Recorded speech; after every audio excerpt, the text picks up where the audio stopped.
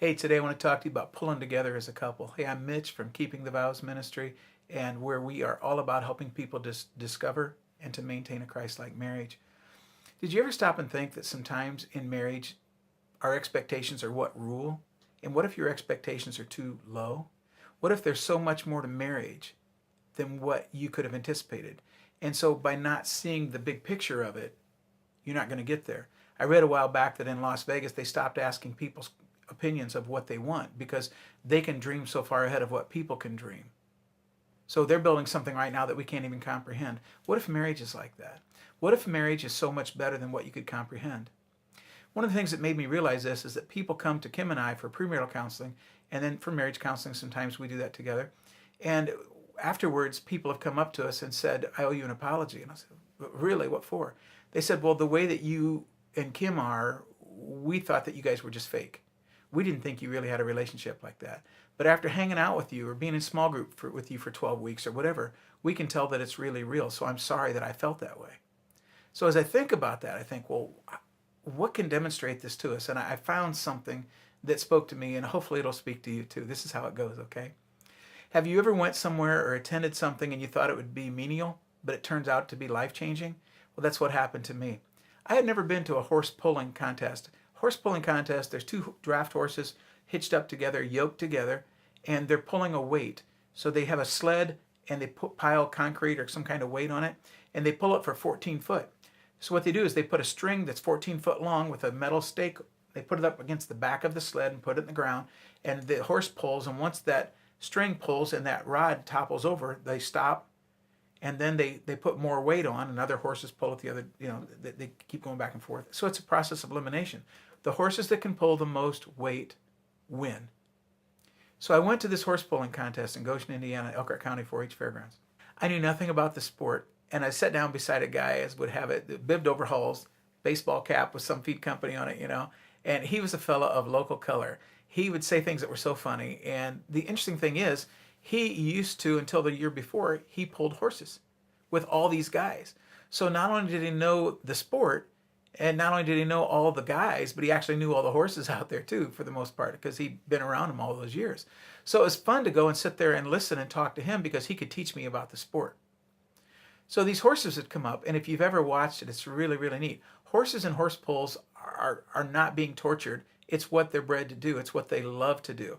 And when they bring them up there by two, and they bring them around in the yoke, and they're all tied together, and they have a big chain hook, and it drops into a big clevis. And as they drop it into the clevis, the horses hear that clink, and they know what that means. And they go into this majestic, beautiful mode of just power. They strain with everything they have. They give it all they have because that's what they love to do. They love to pull because that's what they're bred to do. They love pulling heavy weights. Well, so it's fun to watch them do this.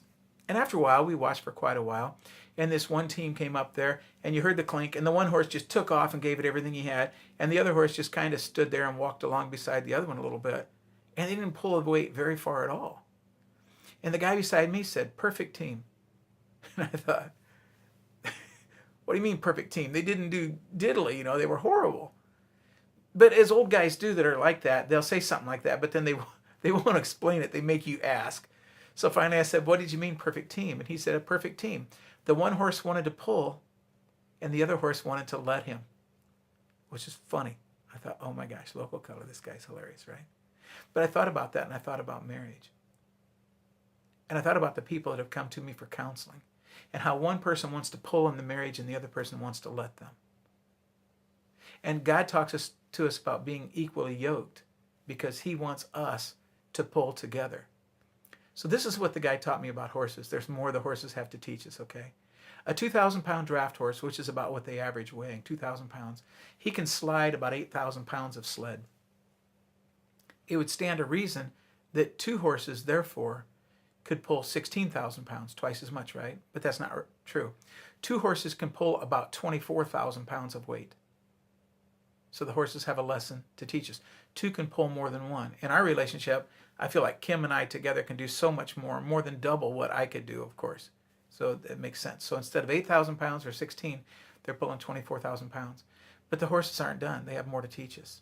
If the two horses are trained, how to pull together. Instead of 24,000 pounds, they can pull about 32,000 pounds.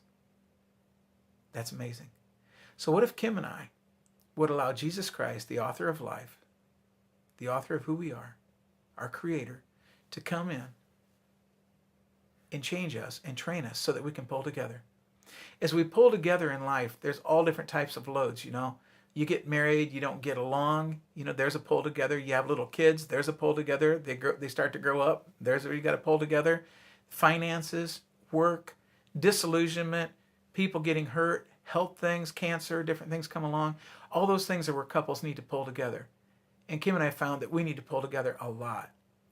But we're so glad that we've had the training that God has given us. And now instead of pulling 8 or 16 or 24,000 pounds, we're a trained up team pulling 32,000 pounds for God. When people come into me and they're having marriage problems, one couple came in and they said, we've already called the divorce attorney. You're our last chance.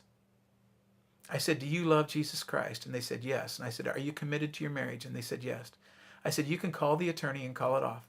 There's a 100% chance this is going to work. There's a 0% chance this is going to fail. Because when you two pull together, there's nothing that you can't accomplish. Kim and I met with them for a period of time, and they actually bought us a $50 gift card at a very nice restaurant here in Fort Wayne, Indiana. Learn to pull together. Learn to communicate with your spouse. Communicate with God. Become better than you ever thought you could be. And you'll have a better marriage. I can promise it. Okay. Hey, thanks so much for watching. I hope this has been helpful to you. If you would, check out our blog at keepingthevows.com.